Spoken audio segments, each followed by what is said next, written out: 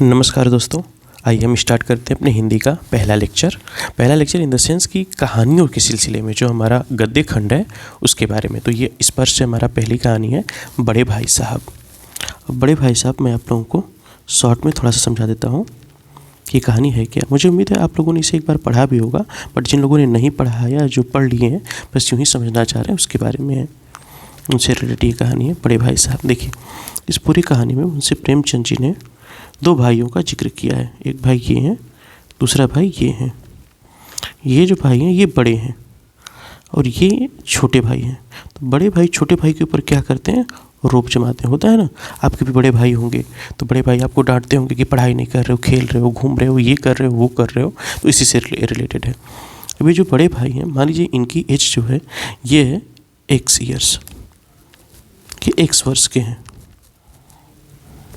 तो जो बड़े भाई हैं ये इनसे 5 साल बड़े हैं, 5 वर्ष बड़े हैं, ठीक है, 5 वर्ष बड़े हैं। बट प्रॉब्लम ये है कि जो छोटे भाई साहब हैं, अगर मान लीजिए ये क्लास 3 में है या क्लास 5 में है, क्लास 5th स्टैंडर्ड में है, और ये जो बड़े भाई साहब हैं ये 8th स्टैंडर्ड में है, यानी इन दोनों लोगों के बीच का जो फासला है ये केवल 3 क्लास का है।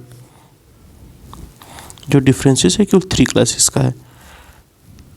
तो मुंशी प्रेमचंद जी ने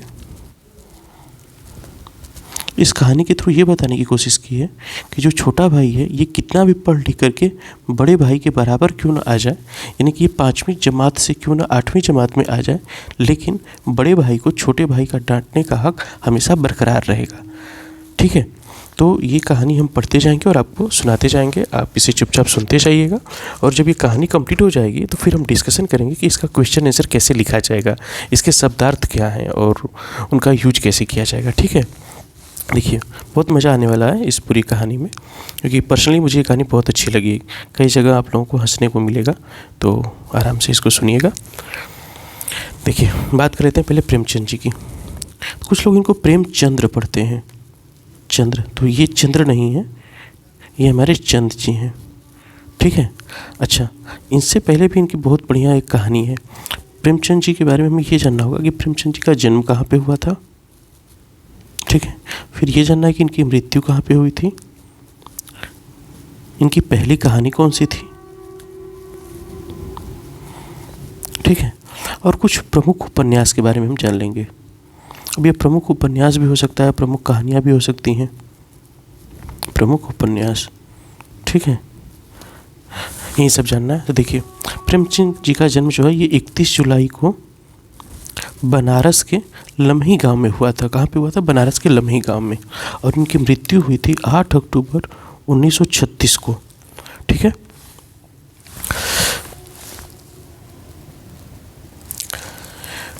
अपने शुरुआती दिनों में जो प्रेमचंद जी हैं ये उर्दू में कविताएं लिखते थे, उर्दू में कविताएं लिखते थे। ठीक है, और उर्दू में इनका नाम हुआ करता था धनपत राय और गुलाब राय, यानी इनका बचपन का नाम था धनपत राय, और फिर ये धनपत राय से तब्दील हो गया उर्दू में किस नाम से, गुलाब राय से अपनी कहानियों को लिखने लगे। ठीक है, गुलाब राय के नाम से लिखने लगे। तो जिन्होंने पहली कहानी लिखी थी उर्दू की, जो फर्स्ट स्टोरी थी,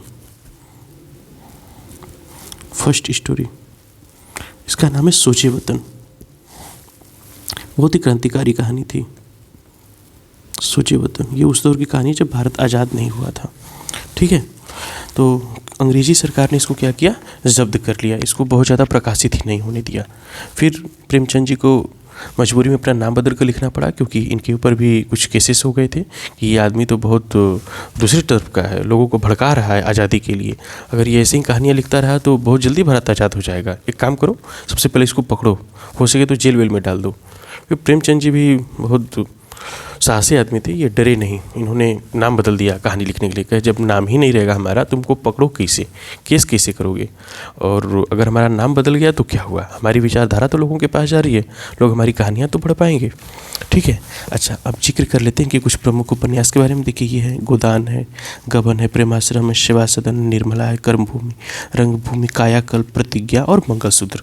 तो ये वो तमाम उपन्यास हैं, केवल इतना ही उपन्यास है, बहुत उपन्यास है, लेकिन कुछ प्रमुख उपन्यासों को दिया गया है। अच्छा, जो प्रेमचंद जी की कहानियाँ हैं, इन कहानियों को मानसरोवर नामक एक पुस्तक में 8 भागों में लिखा गया। 8 भाग यानी 8 खंड में। तो अगर आपको कभी समय मिलता है, जब आप पढ़ लिख कर बड़े हो जाइएगा, तो एक बार ज़रूर पढ़िएगा। बहुत अच्छे राइटर हुआ करते थे प्रेमचंद जी। अभी भी उनकी कहानियों को पढ़कर हमें कई सारी चीज़ों को बहुत सी सीख मिलती है। तो आइए अब अपने कहानी की स्टार्टिंग करते हैं। पाठ प्रवेश दिया हुआ, यहीं पे ये पूरा जिक्र किया है 2 पैरे में, ठीक है, कि अभी तुम छोटे हो इसलिए इस काम में हाथ मत डालो, उस काम में हाथ मत डालो। यानी ये पूरा पैराग्राफ आपको ये समझा रहा है, यदि आप कोई भी घर में स्मॉल बॉय हो, कोई भी स्मॉल बच्चा रहता है, तो जो बड़े लोग रहते हैं, जो इनसे एल्डर रहते हैं, ये हमेशा इनको डांटते रहते हैं कि ये मत करो, वो मत करो, ऐसे मत करो, वैसे मत करो। बहुत परेशान रहता है ये छोटा। और ये छोटा सोचता है कि मैं कब बड़ा हो जाऊँ। इसके दिमाग में बस एक ही चीज़ होता है, जैसे अभी भी आप लोग सोचते होंगे, अभी भी कौन सा बहुत बड़ा PhD कर लिए, बहुत बूढ़े हो गए, अभी भी तो आप लोग छोटे ही हैं। आप लोग सोचते हैं हम कब बड़े हो जाएं, कब बड़े हो जाएं। ये आपके विचार होते हैं। और आपको लगता है जब हम बड़े हो जाएंगे तो ये जो एल्डर हैं, ये लोग हमें डांटेंगे नहीं, क्योंकि भाई अब तो हम बड़े हो गए हैं। बट ऐसा नहीं है, डांटने का हमेशा इनको बना रहेगा। और ये डांटते भी तो हमारी भलाई के लिए ही हैं। अगर ये हमें डांटेंगे नहीं तो हम सुधरेंगे कैसे, हम अपनी कमियों को दूर कैसे करेंगे। तो इस तरह का सारा सिस्टम बना हुआ है समाज का, इसे बने ही रहने देते हैं। आइए कहानी को हम स्टार्ट करते हैं। कहानी है बड़े भाई साहब, है ना। बड़े भाई साहब में जो बड़े भाई हैं ना, ये थोड़ा सा सख्त मिजाज के हैं, हमेशा सख्ती के साथ पेश आते हैं। क्यों, ये कहानी के अंत में पता चलेगा। देखिए, मेरे भाई साहब मुझसे 5 साल बड़े, लेकिन केवल 3 दर्जे आगे। शुरुआत मैंने आपको बता दिया कि 3 साल आगे, 5 साल बड़े थे, लेकिन क्लास वाइज 3 ही साल आगे थे। उन्होंने भी उसी उम्र में पढ़ना शुरू किया था जब मैंने शुरू किया था। लेकिन तालीम जैसे महत्व के मामले में वो जल्दबाजी से काम लेना पसंद नहीं करते थे। तालीम यानी शिक्षा, तालीम का अर्थ यहाँ पे है शिक्षा, यानी पढ़ाई लिखाई के मामले में वो जल्दबाजी नहीं करते थे। वो सोचते थे कि क्लास 2 को 2 साल में पास किया जाए, क्लास 3 को 3 साल में पास किया जाए, क्लास 4 को 4 साल में। समझ रहे हैं कितने टैलेंटेड गाय हैं ये, इनको कोई महत्व ही नहीं दे रहा है। आगे सुनिए। इस भवन की बुनियाद खूब मजबूत डालना चाहते थे, जिस पर आलीशान महल बन सके। 1 साल का काम 2 साल में करते थे। महज आलसी आदमी थे वो, है ना। 1 साल का काम 2 साल में, कभी कभी 3 साल भी लग जाते थे। अरे तो गजब, बहुत ज़्यादा आलसी हो गई है। बुनियाद ही पुख्ता ना हो तो मकान कैसे पायदार बनेगा। अच्छा, अब यहाँ पे 2 जगह मकान के बारे में जिक्र किया है, ये समझिए। इस भवन की बुनियाद खूब मजबूत डालना चाहते थे, और यहाँ पे भी जिक्र किया बुनियाद ही पुख्ता ना हो तो मकान कैसे पायदार बने। अच्छा, ऐसे कहा जाता है ना कि यदि मकान बनाने से पहले नींव डाली जाती है, तो नींव को अधिक गहराई तक खोदा जाता है। इसके ऊपर हम क्या करते हैं, घर बनाते हैं, 2 मंजिला, 3 मंजिला, 4 मंजिला, ऐसे हम मकान बनाते हैं, ठीक है। तो भाई साहब ये कह रहे हैं कि जो नींव है, हम इसी को खूब पायदार बना देते हैं, यानी कि बहुत लंबे समय तक हम इसमें पढ़ाई कर लेते हैं, तो जो हम ऊपर की स्टडी करेंगे ये बहुत मजबूत होगा। ये किसकी सोच है, बड़े भाई साहब की सोच है। आइए आगे बढ़ते हैं। मैं छोटा था, वह बड़े थे। जाहिर सी बात है, छोटे हो तभी तो उनका नाम बड़े भाई साहब है।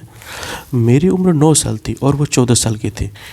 मतलब ये समझिए, यहाँ पे लिखा गया है मेरे भाई साहब मुझसे 5 साल बड़े थे, तो यहाँ पे मेरी उम्र 9 साल है, तो 14 साल पे 9 साल के आप है तो 18 साल के थोड़ी हो जाएंगे। ऊपर ही आपने बता दिया 5 साल बड़े हैं, तो 9 + 5 कितना हो जाएगा, 14 हो जाएगा। तो यही तो है, और क्या है।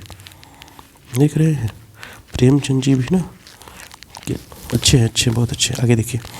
उन्हें मेरी तंबीह और निगरानी का पूरा और जन्मसिद्ध अधिकार था, और मेरी शालीनता इसी में थी कि उनके हुक्म को कानून समझूं। यानी शालीनता इसी में है कि जो छोटे भाई साहब है वो बड़े भाई साहब को कुछ कहें ना, वो जो कहें छोटे भाई साहब चुपचाप मान लें। आगे देखिए। वह स्वभाव से बड़े अध्ययनशील थे। कौन, बड़े भाई साहब। हरदम किताब खोले बैठे रहते थे, और शायद दिमाग को आराम देने के लिए कभी कापी पर किताब के हाशियों पर चिड़ियों, कुत्तों, पीलियों, गधों आदि की तस्वीरें बनाया करते थे। समझ पा रहे हैं। जब आदमी फ्रस्ट्रेट हो जाएगा तो क्या करेगा, सोचेगा कहीं जाएँ, खेलाएँ, कूद रहे हैं। लेकिन बड़े भाई साहब इनमें से नहीं है। वो सोच रहे हैं कि हम खाली हैं तो क्यों ना चिड़िया की, कुत्ते की, गधे की, इन सब की तस्वीर बना ले। कभी कभी एक ही नाम या शब्द या वाक्य 10-20 बार लिख डालते थे। मतलब पूरी तरीके से मुझे लगता है वो डिस्टर्ब थे। अब बताइए, एक ही नाम को 20 बार क्यों लिख रहे हैं आप, एक बार लिख लीजिए, नहीं हो जाएगा उससे। बट नहीं, वो एक ही नाम को, शब्द को, वाक्य को 10-20 बार लिखते थे। कभी एक शेर को बार बार सुंदर अक्षरों में नकल करते, कभी ऐसी शब्द रचना करते जिसमें न कोई अर्थ होता न कोई सामंजस्य। मसलन एक बार उनकी कॉपी पर मैंने यह इबारत देखी, स्पेशल अमीना भाइयों भाइयों, दरअसल भाई भाई, राधे श्याम श्रीयुत राधे श्याम, 1 घंटे तक। इसके बाद आदमी का चेहरा बना हुआ था। किसका चेहरा? आदमी का। मतलब ये सब यहाँ पे भाई भाई लिखने के बाद उन्होंने चेहरा बना दिया होगा। मैंने बहुत चेष्टा की कि इस पहेली का कोई अर्थ निकालूं, लेकिन असफल रहा। अच्छा हुआ और उनसे पूछने का साहस न हुआ। अब ये छोटे भाई बता रहे हैं कि बड़े भाई साहब से पूछने का मेरा साहस न हुआ। पूछते तो कुछ न कुछ वो झपट देते, इसीलिए वो पूछे नहीं डर के मारे। वो 9वीं जमात में थे, मैं 5वीं जमात में। उनकी रचनाओं को समझना मेरे लिए छोटे मुँह बड़ी बात है। देखिए यहाँ पे जो बड़े भाई साहब हैं ये क्लास 9th में हैं और ये जो है छोटे भाई साहब ये 5th में हैं। तो इनको ये लग रहा है कि जो 9th की रचनाएं ये बहुत बड़ी हैं, तो मैं इसको समझ नहीं पाऊँगा। ठीक है, और कुछ कह भी लिया तो ये हो जाएगी छोटे मुँह बड़ी बात। ये एक तरह की लोकोक्ति हो गई।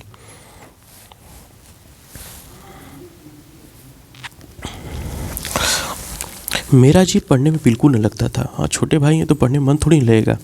1 घंटा भी किताब लेकर बैठना पहाड़ था। मौका पाते ही हॉस्टल से निकलकर मैदान में आ जाता और कभी कंकरियाँ उछालता, कभी कागज़ की तितलियाँ उड़ाता, और कहीं कोई साथी मिल गया तो पूछना ही क्या, खूब खेलने में लग गए। कभी 4 दीवारी पर चढ़कर नीचे कूद रहा हूँ तो कभी यहाँ कभी वहाँ। कभी फाटक पर सवार उसे आगे पीछे चलाते हुए मोटर कार का आनंद उठा रहे हैं, लेकिन कमरे में आते ही भाई साहब का वो रौद्र रूप देखकर प्राण सूख जाते थे। मतलब ये छोटे भाई साहब खूब खेलते घूमते थे। जैसे ही आते थे अपने रूम में, बड़े भाई साहब एकदम आँख चढ़ा करके पूछते थे, और कहाँ गए थे खेलने, एकदम डर गए थे, है ना। तो ये होता है, सभी के साथ होता है, आपके साथ भी होता होगा। उनका पहला सवाल ये होता था, कहाँ थे? हैं, बताओ जल्दी, कहाँ थे? अभी तो छोटे भाई साहब डरे पड़े हैं। हमेशा यही सवाल इसी ध्वनि में पूछा जाता था, और इसका जवाब मेरे पास केवल मौन था। अब खूब खेल रहे हो तो बताओगे कि हम कहाँ थे? कुछ नहीं बताओगे। न जाने मेरे मुंह से यह बात क्यों नहीं निकलती थी। जरा बाहर खेल रहा था, मेरा मौन कह देता था मुझे अपना अपराध स्वीकार है, और बड़े भाई साहब के लिए उसके सिवा और कोई इलाज न था कि स्नेह और रोज से मिले हुए शब्दों से वो मेरा सत्कार करें। अब वो सत्कार कैसे कर रहे हैं छोटे भाई साहब का, ये देखिएगा। ये जो पूरा पैराग्राफ है ना, ये यहाँ पे सत्कार होगा। किसका सत्कार होगा? छोटे भाई साहब का सत्कार होगा। किसके द्वारा सत्कार होगा? बड़े भाई साहब के द्वारा। देखिए कैसे सत्कार करें। इस तरह अंग्रेजी पढ़ोगे तुम तो जिंदगी भर पढ़ते रह जाओगे और एक हर्फ भी नहीं आएगा। अंग्रेजी पढ़ना कोई हंसी खेल नहीं है कि जो चाहे पढ़ ले, एरा गैरा नतू गैरा। सभी ऐसे अंग्रेजी सब लोग पढ़ ले तो सब लोग अंग्रेजी के विद्वान हो जाए। यहाँ रातें दिन आंखें फोड़नी पड़ती है और खुल जाना पड़ता है, तब जाकर के यह विद्या आती है। और आती भी कहाँ है? मैं कहता हूँ तुम कितने घोंघा आदमी हो, मुझे देखकर भी समझ नहीं लेते। मैं कितनी मेहनत करता हूँ फिर भी पास नहीं हो रहा हूँ, और ये तुम अपनी आंखों से भी देख रहे हो। और अगर नहीं देखते तुम्हारी आंखों का कसूर है, तुम्हारी बुद्धि का कसूर है, तुम जड़ बुद्धि आदमी हो। इतने मेले तमाशे होते, मुझे तुमने कभी देखा कहीं जाते हुए? नहीं देखा होगा। रोज ही क्रिकेट हॉकी मैच हो रहा है, मैं जाता हूँ? नहीं जाता हूँ। पास भी नहीं पटकता हूँ सबके, हमेशा पढ़ता रहता हूँ। उस पर भी एक दर्जे में 2-2, 3-3, 4-4 साल पढ़ा रहता हूँ। यही तो मेरा टारगेट, यही तो मेरी स्ट्रेटजी है। क्लास 2 में 2 ईयर्स, क्लास 3 में 3 ईयर्स, 4 में 4 ईयर्स। मत पास हो, एकदम बुनियाद बढ़िया बन। मतलब ये कि मैं मेहनत कर रहा हूँ और फिर भी पास नहीं हो रहा है, और तुम आशा कर रहे हो कि तुम खेल कूद में वक्त को आकर पास हो जाओगे। मुझे तो 2 ही 3 साल लगे हैं, तुम उम्र भर इसी दर्जे में पढ़े सड़ते रहोगे। समझ में आ रहा है तुम्हें? मत पढ़ो और मत पढ़ो। अगर तुम्हें इसी तरह उम्र घुमानी है तो सबसे बढ़िया ये है कि यहाँ से अपना बोरिया बिस्तर बांधो, घर निकलो, भाग यहाँ से, हट, घर चले जाओ और मजे जाके तुम गुल्ली डंडा खेलो। दादा की गाड़ी कमाई के रुपए क्यों बर्बाद कर रहे हो? हैं, दादाजी के जो पैसे हैं वो पेड़ पे उगते हैं कि तोड़ करके हम लोगों को भेज रहे हैं हॉस्टल में? मूर्ख कहीं के, जब देखो तब घूमते रहते हो यहाँ वहाँ। पढ़ना नहीं है तुमको? सोच रहे हो पास हो जाओगे? कभी पास नहीं होगे, तुम यहीं सड़ जाओगे। अब इतना लताड़ भाई साहब कोई सुनेगा तो आंसू तो बहाएगा ही। तो यही जिक्र है, मैं यह लताड़ सुनकर आंसू बहाने लगता। जवाब ही क्या था? अपराध तो मैंने किया, लताड़ कौन सा है? भाई साहब उपदेश की कला में निपुण थे। ऐसी ऐसी लगती बातें कहते, लगती मतलब सीधे दिल पे लग जाए। ऐसे ऐसे सूक्ति वार चलाते कि मेरे जिगर के टुकड़े हो जाते और हिम्मत भी टूट जाती। हिम्मत टूटने का मतलब ये कि अब ना आगे पढ़ सकते हैं। भाई इतना डरावना उपदेश दे दिए हैं कि फेल हो जाओगे, कौन पढ़ेगा। इस तरह जान तोड़कर मेहनत करने की शक्ति मैं अपने में न पाता था और उस निराशा में जरा देर के लिए मैं सोचने लगता क्यों ना घर चला जाऊँ। अब इतना डांट दिए ना कि छोटा भाई एकदम पगला गया है, सोच रहा है कब भाग जाए घरे। ये आदमी जो है इतना जहर बोल रहा है, पता नहीं पास होंगे कि न पास होंगे, तो इससे बढ़िया घर भाग जाओ। लेकिन कोई बात नहीं, वो आदमी हिम्मत रखेगा, पास होगा, देखिएगा आप लोग। जो काम मेरे बूते के बाहर उसमें हाथ डालकर क्यों अपनी ज़िंदगी ख़राब करूं। मुझे अपना मूर्ख रहना मंजूर था, लेकिन उतनी मेहनत से मुझे तो चक्कर आ जाता था। लेकिन घंटे 2 घंटे के बाद निराशा के बादल फट जाते थे और मैं इरादा करता कि आगे से खूब जी लगा कर पढ़ूंगा। चटपट एक टाइम टेबल बना लेता। हाँ, ये बहुत खूबसूरत चीज़ है टाइम टेबल बनाना सबसे बढ़िया होता है। तुरंत टाइम टेबल बना लेंगे, सुबह 6 बजे से 8 बजे तक नाश्ता करेंगे, खेलेंगे, ये करेंगे, वो करेंगे, 8 से 10 पढ़ाई करेंगे, 10 से 12 ये करेंगे, फिर 12 से घूमने जाएंगे। ऐसा कुछ होता नहीं टाइम टेबल बनाने से, है ना। ऐसा आप लोग भी करते होंगे, लेकिन इस समय एग्जाम है तो मन लगा करके टाइम टेबल बनाइए और पढ़ाई कीजिए, ठीक है। बिना पहले से नक्शा बनाए कोई स्कीम तैयार किए काम कैसे शुरू करें। टाइम टेबल में खेल कूद की मत बिल्कुल उड़ जाती है ना। टाइम टेबल बनाते हैं तो खेलने का कहीं जगह ही नहीं देते हैं। प्रातःकाल 6 बजे उठना, हाथ मुंह धो, नाश्ता कर पढ़ने बैठ जाना, 6 से 8 तक अंग्रेजी, 8 से 9 तक हिसाब, 9 से 9:30 तक इतिहास, फिर भोजन और स्कूल। मतलब इनका टाइम टेबल देखकर और पढ़कर ये लग रहा है कि शाम होते होते ये अगले आइंस्टीन जी बन जाएंगे, है ना। ऐसा भी नहीं हो सकता है। 3:30 बजे स्कूल से वापस आकर आधा घंटा आराम, 4 से 5 तक भूगोल, 5 से 6 तक ग्रामर, आधा घंटा हॉस्टल के सामने ही टहलना, 6:30 से 7 बजे तक अंग्रेजी कंपोजिशन, फिर भोजन करके 8 से 9 तक अनुवाद, 9 से 10 तक हिंदी, 10 से 11 तक विविध विषय, फिर विश्राम। मतलब ये कि सुबह अगर ये कब जग रहे हैं, प्रातःकाल 6 बजे 6 AM पे ये जग रहे हैं, और शाम का टाइम कितने बजे है, 11 बजे तक, 11 PM। इतने बीच में ये कम से कम 10 से 12 सब्जेक्ट पढ़ ले रहे हैं, है ना। ये होता है टाइम टेबल पढ़ने वाले बच्चों का। मगर टाइम टेबल बना लेना एक बात है और उस पर अमल करना दूसरी बात। पहले ही दिन उसकी अवहेलना शुरू हो जाती। मैदान की वो सुखद हरियाली, हवा के हल्के हल्के झोंके, फुटबॉल की वो उथल कूद, कबड्डी के वह दाव पेच, वॉलीबॉल की वह तेजी फुर्ती मुझे अज्ञात और अनिवार्य रूप से खींच ले जाती। और वहाँ जाते ही मैं सब कुछ भूल जाता। वह जानलेवा टाइम टेबल, अरे ये जानलेवा, देख के डर लग रहा है, पढ़कर ही डर लग रहा है, कौन उसको फॉलो करे। वह आँख फोड़ पुस्तकें किसी को याद न रहती, और भाई साहब की नसीहत और फजीहत का अवसर मिल जाता। मैं उनके साय से भागता, उनकी आंखों से दूर रहने की चेष्टा करता। कमरे में इस तरह दबे पाँव आता कि उन्हें खबर न रहती। उनकी नज़र मेरी ओर उठी और मेरे प्राण निकले। भाई स्टार्टिंग में बता दिए कि इतनी वो तीखी नज़रों से देखते थे कि डर लगता था। हमेशा सिर पर एक नंगी तलवार से लटकी मालूम होती। फिर भी जैसे मौत और विपत्ति के बीच आदमी मोह और माया के बंधन से झगड़ा रहता है, मैं फटकार और घुकिया खाकर भी खेलकूद का तिरस्कार न कर सकता। मतलब ये छोटा आदमी भी सोच लिया है, कितना भी डांट खाएगा, कितना भी बोला जाएगा, लेकिन खेलेगा ज़रूर। खेलना ज़रूरी है, पढ़ना ज़रूरी नहीं है। तो अब इसके बाद है हमारा ये सेकेंड पार्ट, फिर है थर्ड पार्ट। तो आप फर्स्ट पार्ट तक चीज़ों को कंप्लीट कीजिएगा। एक बार हो सके तो अपने से पढ़ लीजिएगा या इस वीडियो को दोबारा देख लीजिएगा। मैं मिलूँगा आपसे अगले वीडियो में, तब तक के लिए थैंक यू।